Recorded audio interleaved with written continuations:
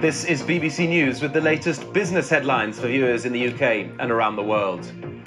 It couldn't happen at a worse time. The cold transport of food and pharmaceuticals gets hit by a double whammy of rising costs and living and widespread strikes in the UK at its busiest time of the year.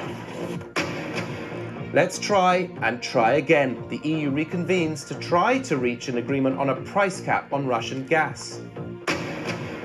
Plus, a Chinese conglomerate has big ambitions for Lanvin. The Lanvin Group, we take a look at Fosun International's plans for the French fashion house.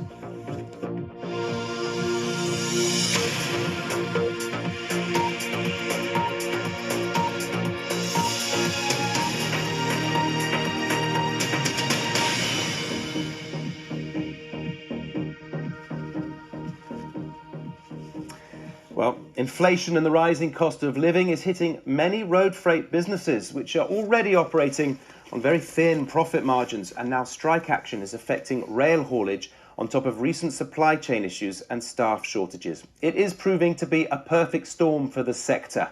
Christmas is usually the busiest time of the year, with an increase in food and products being transported for the festive period. But with rising interest rates and the risk of recession, firms are now bracing themselves for a major slowdown in 2023. Well, joining me now is Shane Brennan, CEO of the Cold Chain Federation. What a year, Shane. There's been a severe lack of drivers affecting your industry, problems recruiting, of course, the road haulage industry, and the pandemic demand throwing things the other way. How are logistic firms coping with planning around these strikes?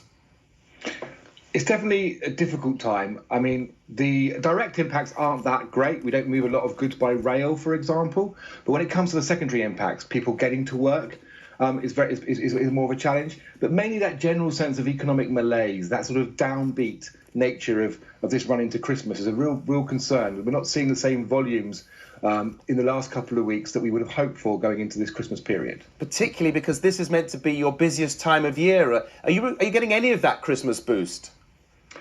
We certainly, most of our customers, a lot of our customers really rely on that Christmas period for their sales. And so we really gear ourselves up through the year to be as busy as we can at this time of year. And certainly the volumes are up. And it does always feel like it gets later and later. And certainly this week, this today through to Saturday is the last push. And we'll expect a large volume at that point. But there is that general worry in the background that we're not as busy as we would normally be in other years. And also difficult looking ahead to next year. Now, of course, you're a cold storage company, so your energy bill goes up in the summer. How confident are you that you're going to get extra government support that you've been asking for?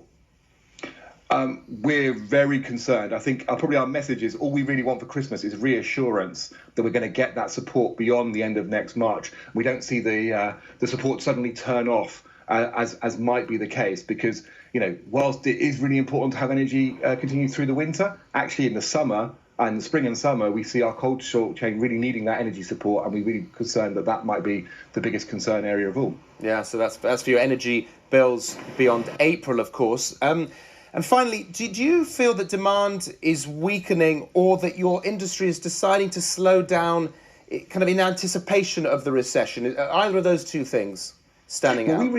We react to our customers, and I think that we are sort of definitely feeling that these high cost levels across the board are leading to less food being produced, customers scaling back their ambitions and starting to sort of trying to control for those costs, and that has an impact through the supply chain. And it's certainly it's easy practically to scale down, but it's much harder and much more worrying from a financial point of view that you'll see the volumes go down, and that's a major concern for supply chain businesses.